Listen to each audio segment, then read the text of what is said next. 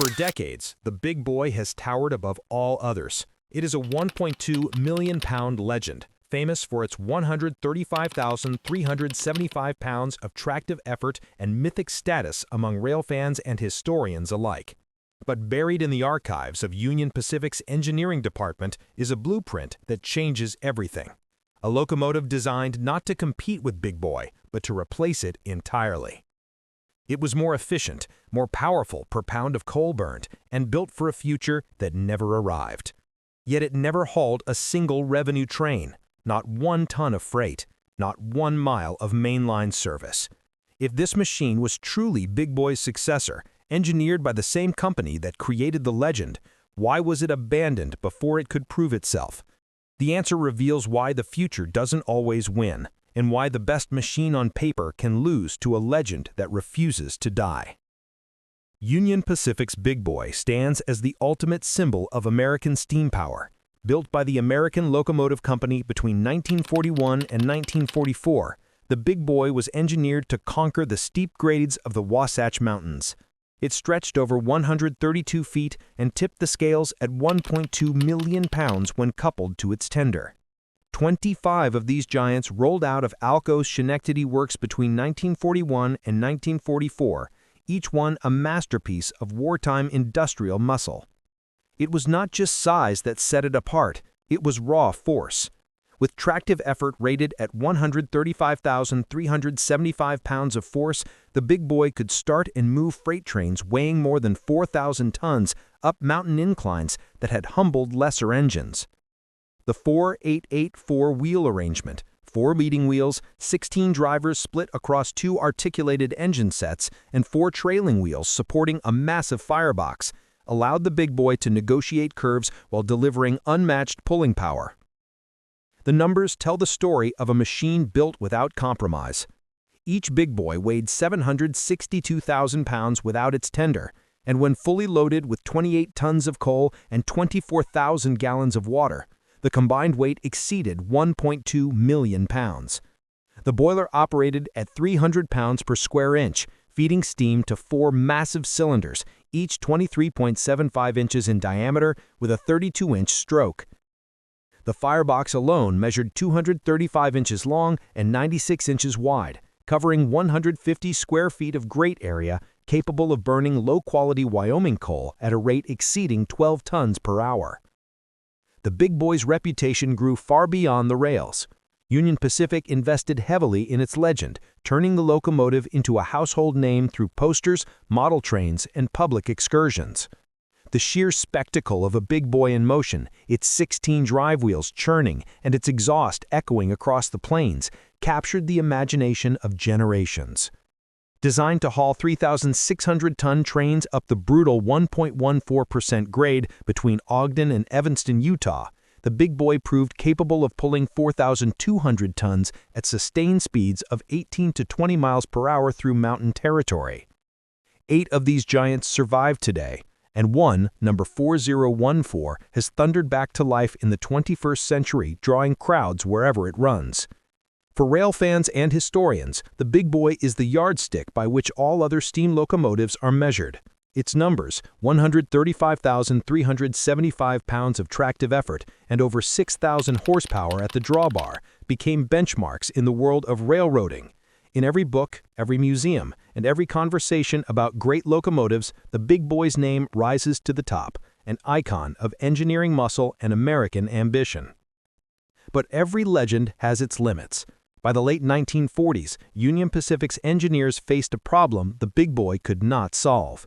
The machine was a masterpiece of 1940s thinking, but the railroad's needs were evolving. Faster schedules, longer runs, and the looming threat of diesel-electric competition demanded something the Big Boy was never designed to deliver: efficiency.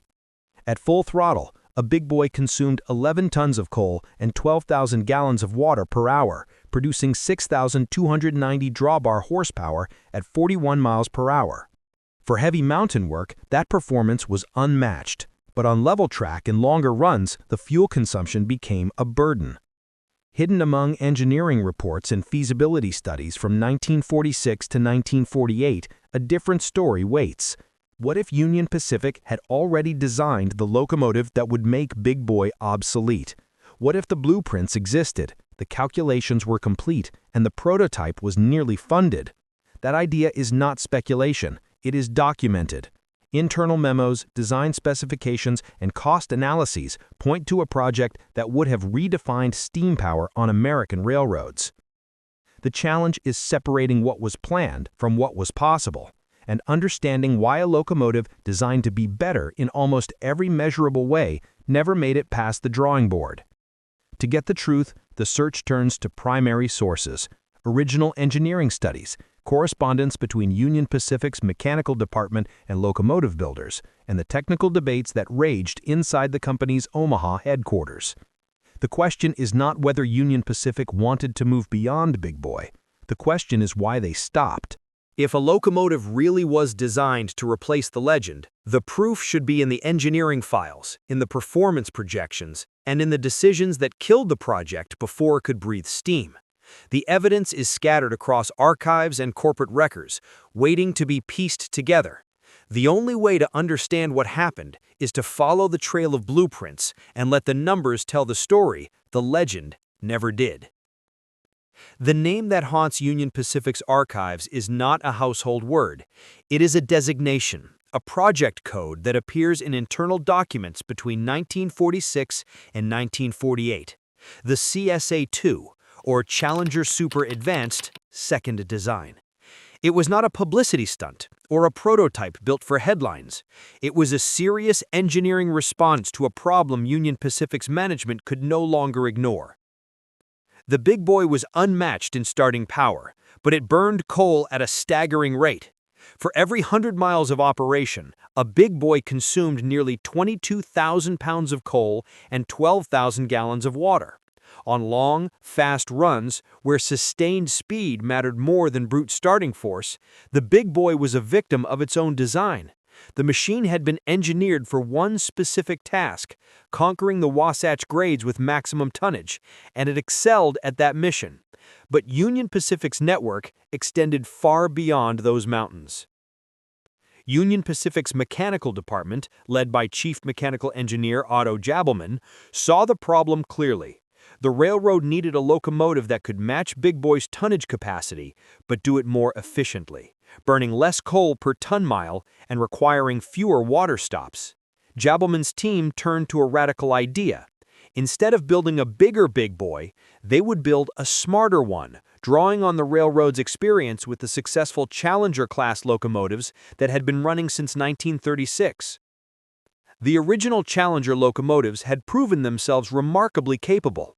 The CSA-1 and CSA-2 classes, built between 1936 and 1937, featured a 4-6-6 four-wheel arrangement with 69-inch drivers, cylinders measuring 22 inches in diameter with 32-inch strokes, and boiler pressure of 255 to 280 pounds per square inch. These machines weighed approximately 566,000 to 592,000 pounds and could reach speeds exceeding 60 miles per hour, something unheard of for articulated locomotives on most other railroads. The Challengers had one advantage the Big Boy could never match: flexibility. They were lighter, faster, and more fuel efficient, while still capable of hauling heavy freight over mountain grades. 25 CSA-2 locomotives were built in 1937, nearly identical to the CSA-1 class, but with approximately 10,000 pounds of increased adhesive weight. 6 of these were fitted with steam heating equipment, allowing them to haul passenger trains when needed, a versatility the Big Boy never possessed. Jabelman's proposed CSA-2 successor, the locomotive that would eventually be known internally as the Super Challenger, or CSA-X in some documents, would take everything learned from both the Challenger and Big Boy programs and synthesize it into a new design. The boiler would operate at 310 pounds per square inch, higher than either the original Challengers or the Big Boy, squeezing more energy from every pound of steam generated. The firebox would be larger than the standard Challengers, but smaller and more efficient than Big Boy's massive 150-square-foot grate, designed to burn Powder River Basin coal with less waste and fewer clinkers. Cylinders would be 23 inches in diameter with 32-inch stroke, slightly smaller than Big Boy's 23.75-inch cylinders, but paired with a revolutionary poppet valve system that promised better steam distribution, less back pressure, and improved thermal efficiency. The goal was not to outmuscle the Big Boy, it was to outperform it where performance truly mattered, in fuel economy, maintenance intervals, and operational flexibility across the entire Union Pacific system. On paper, the advanced CSA-2 could haul the same 4,000-ton trains as Big Boy, but do it using 18% less coal and 15% less water per mile. These were not wild estimates. They were calculations rooted in thermodynamic principles, boiler efficiency curves, and real-world data from Union Pacific's own dynamometer cars accumulated over a decade of Challenger and Big Boy operations. Jabelman's engineering reports projected that the locomotive could sustain 35 to 40 miles per hour with a 4,000-ton train on a 0.82% grade, matching Big Boy's performance while burning significantly less fuel. The machine would weigh approximately 1.05 million pounds with tender, slightly lighter than Big Boy's 1.2 million pounds, reducing wear on bridges and track infrastructure while maintaining comparable pulling power. Every detail reflected a shift in thinking.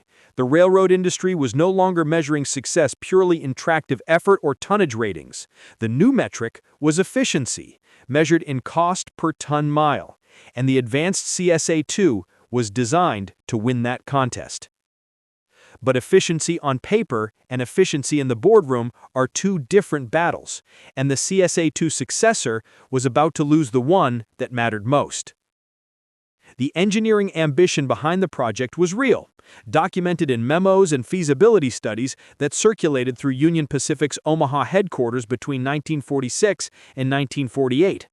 But the world outside those offices was changing faster than steam technology could adapt. Union Pacific's engineering ambition in the late 1940s was not born from optimism. It was born from desperation. The diesel-electric locomotive, once dismissed as a novelty suitable only for light switching work, had evolved into a genuine threat. EMD's F-Series and Alco's PA models were proving themselves capable of hauling freight over mountain grades with fewer crew members, less downtime, and lower fuel costs per mile. The numbers were undeniable. Internal cost analyses from 1947 revealed the depth of Union Pacific's concern. A single Big Boy required a 3-man crew, regular boiler washouts every 15 to 20 days, and complete overhauls every 18 to 24 months. The locomotive needed water stops every 100 miles and coal stops every 150 to 200 miles, requiring an extensive network of fueling and servicing facilities along every major route.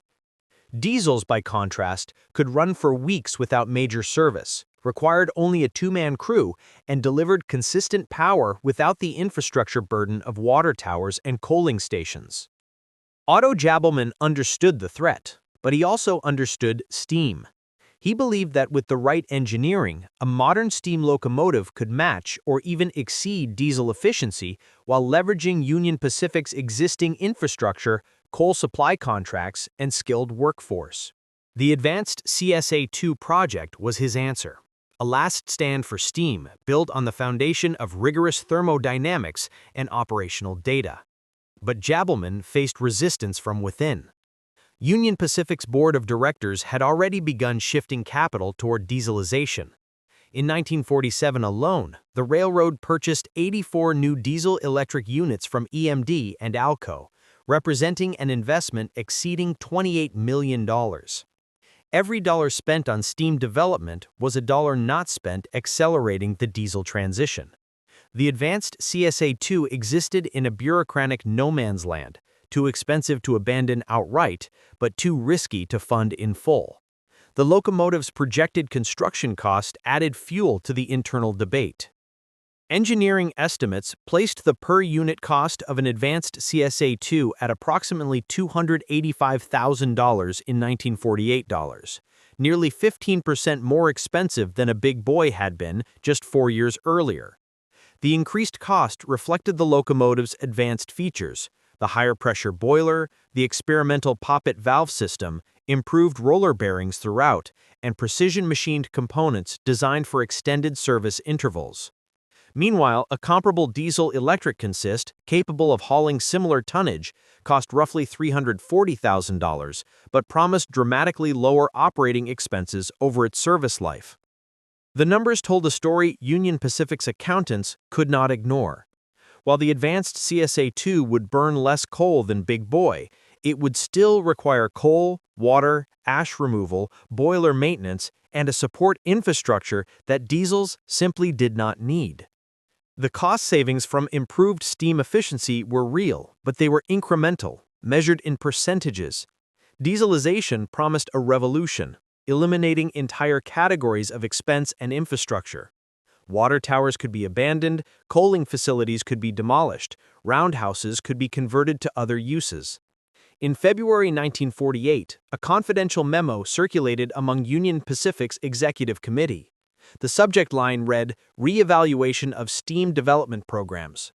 The memo, authored by Vice President of Operations A.E. Stoddard, laid out the case in stark terms. Diesel-electric motive power had reached a maturity level that made further investment in steam technology financially untenable, regardless of theoretical performance gains. The document acknowledged that Union Pacific had pioneered some of the world's most powerful and efficient steam locomotives, but it argued that continuing down that path would be throwing good money after obsolete technology. Stoddard's memo didn't dismiss the advanced CSA-2's engineering merit. It acknowledged that Jabelman's team had designed a locomotive that could, in controlled conditions, outperform Big Boy in efficiency metrics, but the memo argued that efficiency alone was no longer the deciding factor. Operational flexibility, maintenance simplicity, and crew cost reductions gave diesels an insurmountable advantage. A 4-unit diesel consist could be split and reassigned to different trains. A steam locomotive was an all-or-nothing proposition. The memo pointed to another uncomfortable truth. Union Pacific's steam locomotive expertise, built over more than 75 years, was becoming a liability. The skilled boilermakers, firemen, and steam fitters that kept the Big Boys and Challengers running were aging out of the workforce. Younger workers increasingly preferred the cleaner, more technically modern environment of diesel maintenance. Training new generations of steam specialists would require substantial investment with diminishing returns as the fleet inevitably shrank. In March 1948, funding for the advanced CSA-2 project was quietly redirected. No formal announcement was made. No press release declared the end of Union Pacific's steam ambitions. The project simply stopped appearing in budget allocations and engineering schedules. Otto Jabelman, who had championed the design for nearly 2 years, shifted his focus to managing the railroad's existing steam fleet and overseeing the diesel transition he had once hoped to forestall. His legacy would not be the locomotive that replaced Big Boy. It would be managing the graceful sunset of an era. The advanced CSA-2 never advanced beyond detailed blueprints, performance calculations, and scale models used for internal presentations. No prototype was built. No test runs were conducted. No dynamometer car ever logged its actual horsepower on mountain grades. The locomotive that was supposed to replace Big Boy remained a collection of engineering drawings, thermal efficiency curves, and cost projections filed away in Union Pacific's Omaha archives, gathering dust alongside hundreds of other ideas that never saw daylight. But the story does not end with a canceled project. The advanced CSA-2's failure illuminates a broader truth about technological change. Superior engineering does not guarantee survival. The most efficient machine does not always win. Markets, timing, and institutional momentum shape outcomes as much as horsepower and thermodynamics. The Big Boy survived not because it was the ultimate locomotive, but because it arrived at the right moment and left before the world moved on completely. Union Pacific steam operations continued into the late 1950s, but the writing was on the wall. The big boys, once the pride of the fleet, were increasingly assigned to secondary runs as diesels took over the premier freight schedules. The last big boy made its final revenue run in July 1959, pulling a freight train out of Green River, Wyoming. Locomotive number 4024 shut down its firebox for the last time, and with it, an era closed. By 1961, Union Pacific's entire steam roster, including all remaining Challengers, had been retired or scrapped. The diesel revolution was complete. The advanced CSA-2, designed to bridge the gap between steam's past and a future that never materialized, became a footnote in railroad history, known only to researchers who dig through archived engineering documents. Today, no physical trace of the advanced CSA-2 exists. No rusting hulk sits in a museum. No restoration group dreams of bringing it back to life. There are no commemorative plaques, no model train replicas, no children's books celebrating its potential. Only the blueprints remain, archived in climate-controlled vaults alongside thousands of other engineering proposals that never saw daylight.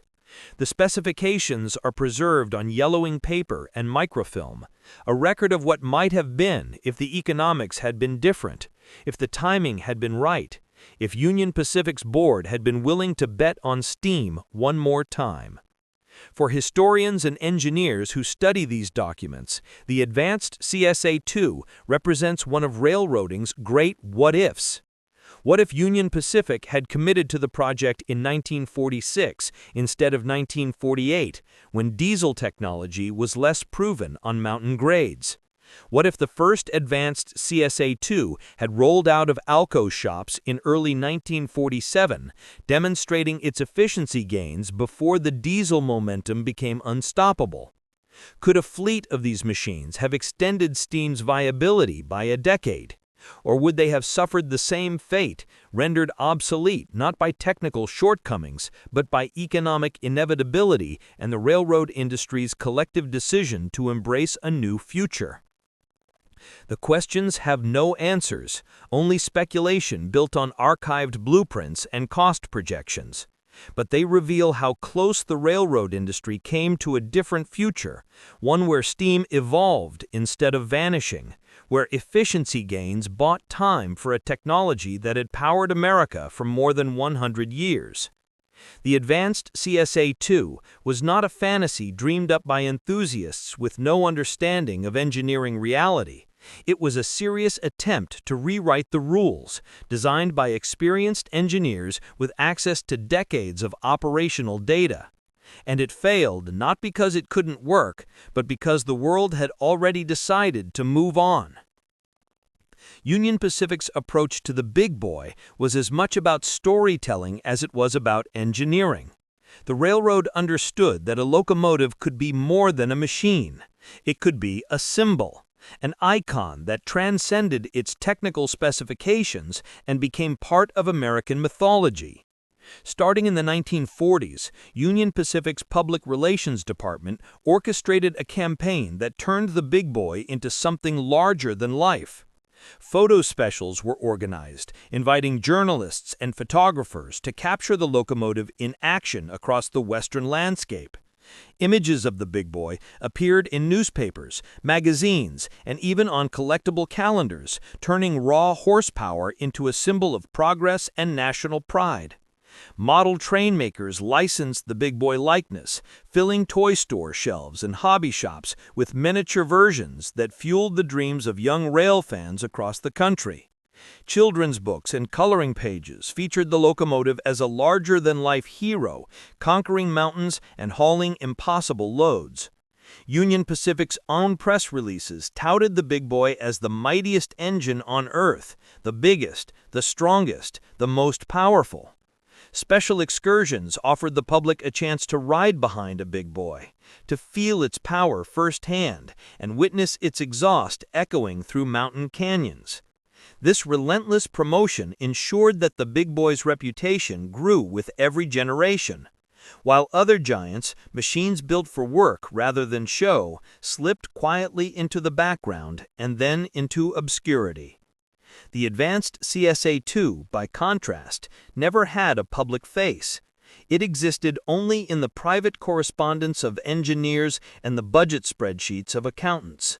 There were no model trains, no magazine covers, no crowds gathering to watch it thunder past. A locomotive that never runs cannot capture the imagination, and a machine that exists only on paper cannot compete with a legend that people have seen, heard, touched, and remembered. Legacy is not written by raw numbers or superior engineering.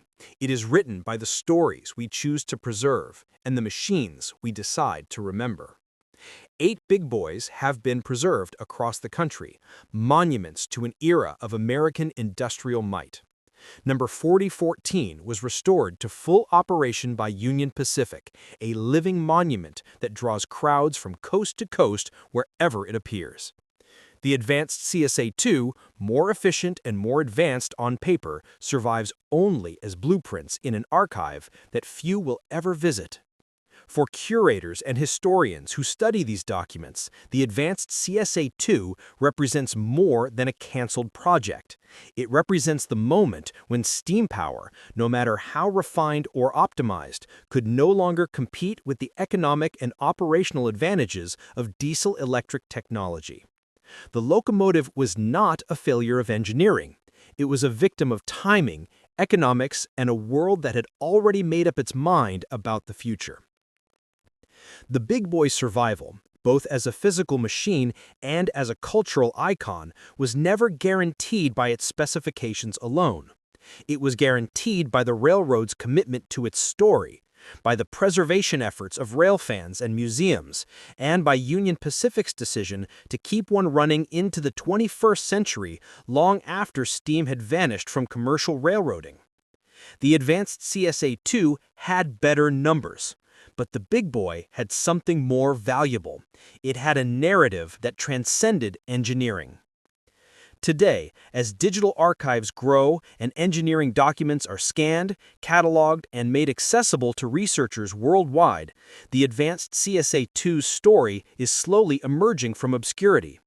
Historians can now access the blueprints, performance calculations, internal memos, and cost analyses that reveal how close Union Pacific came to building a big boy successor.